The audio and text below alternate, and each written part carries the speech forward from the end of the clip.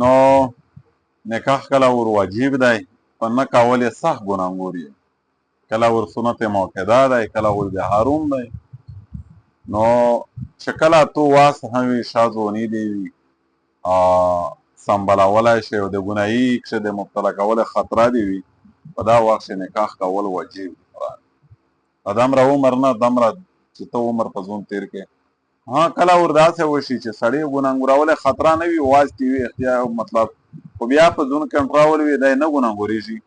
دا باور وي. په دې صورت چې بیا سنت موقده دی لازمي بیا دی. ها کله ور دا حدشه وي چې یاره ښځه وکړه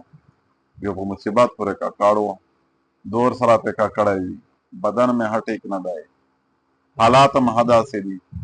دې سره ظلم ورنه وشي، دا حدشه قوي وي، په دا صورت کې بیا نکاح کول حروم دي. خپله بله د انسان بربدول هم بیا نه دي په چاره. او د ابن مسعود رضی الله تعالی عنه روایت خوش پیغمبر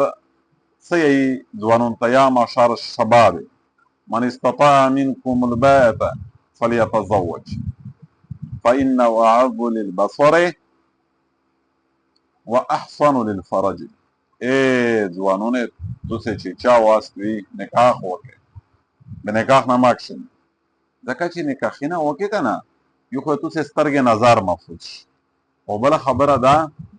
چې تاسو په بدعملۍ یعنې په زني کښې نه مبتلا کېږي. نو که چیرې چا واس نه وه فمن لم یستطع منکم فعلیه بصوم، بیا د هغه رژا نه ځي، ځکه رژا یې چې سړی خصي کوي، نو دا ډېره قیمتي فإنه له وجا منه شهوت انسان ختموي. نو دا ویس په دې صورت چې کله کله سړی سوچ وکړي، ځینې ځوان چې وویني در ملاو شي چې ورته وایي چې زړګیه موده موده دې کړی دی چې نه یاره زه دا جاب مې نشته، جاب رهن یې چې جاب مې نشته، دا دار و مدار نه دی نکاح کول. یاره موږ سره څه لږ کې داسې نور ها سلیکشن مې دا وشي، ډګرۍ مې نه ده وخوځېد، تعلیم مې نه دی سرته کړی، او د غس په زنانه حالانکې بلوغ 15-16 سال عمر دی، او د ځوانۍ عمر ته امام شافعي رحمت الله علیه چې 30 کاله دی، امام حنیفه یې چې تر 40 کاله پوره سړي ته ځوان یا تر دنه درېدلی دا ځوان ښه نه دی. نو چې 26-28 کاله دی مطلب په سابق په جاب په مزدرا په دا تېر کړل، په دنه درېدلی وی 10 اوته کاله ځوانۍ وي، بیا په زړبیدۍ کښې بیا دا نکاحي نه مطلب خوند یې نشته، بلکې په ځینې صورتونه کښې خو مې ډېر زیات مبتلا یي، ډېر زیات مجرم یي، الله جل شانه په دا نه ځي، ځکه چې واجب دي ګناهګور یې چې ته په ځینې صورتونه کښې نکاح نه وکړې. بس حضور صلی الله علیه وسلم فرمایي چې په څو شیانو کښې تاسې جلدي کوئ، او چپک شی دا ښه دی چې کله بلوغ ته نر و ښځه ورسي هغې ته نکاح کوئ، دا باقاعده حدیث شریف درېمي. نو دا ټول ځینې صورتونه ښې ډېر ضروري دي په چارو چې وشي، بس معاشره پوکه وي، صفا وي، پاکدامني په دا کښې که نه، نو دا بېځا کله کله ورګېدا نه انسان ته داسې بیمارۍ کله کله جوړې شي. کتابي لیکلي دي چې د انسان د تولد د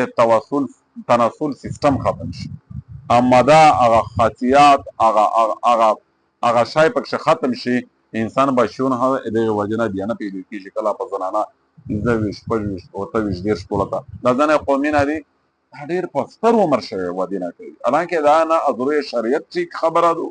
او نه از روی طب ډاکټرۍ ټیک خبره ده چې یوره ګزاره شي برداشت کېږي. ځون تغییر که او مشرب مهذب سوتلی دی پوره، پاکدامنۍ دی پوره، دغې د پوره نکاحي نه عمول په چار دي. زه خو بار بار په دا ډېرې سټیجي نه په جامات کښې، په جلسه کښې، په مدرسه کښې، په هر ګدرې فرنګ کښې دا خبرې ډېر تشهیر کوو چې بهی نکاحي نه وکړي، یو کوئ، دوه کوئ، سمبالولی شي، درې کوئ. دا څه داسې نه ده چې رواجي خبره ده یا په دا پورې موږ وشرمېږي یا په دا پورې موږ پرده وکړي. دا د انسانیت سره متعلقه د مشرع اهم جز دی، خامخا یې کول په چار دي او دغې شي عامول په چار دي، ترویج یې دغې شي په چار دی. چې کله په معاشره کښې دا کنسپټ جوړ شي که نه نکاحي بیا استبدامالۍ ډېرې کمې، اول خو بلکل ورکې شي که نه وي ډېرې زیات و کمې شي. وایي د پوره هم چې دا کوم صورتونه وشول چې په دا صورت کښې واجب دی، په دا صورت کښې سنت موقده دی، په ځینې صورت کښې بیا حروم دی. لہذا دا یوه اهمه مسله ده په دې باندې باید چې مسچار هم وکړي غور په وکړي عمل په وکړي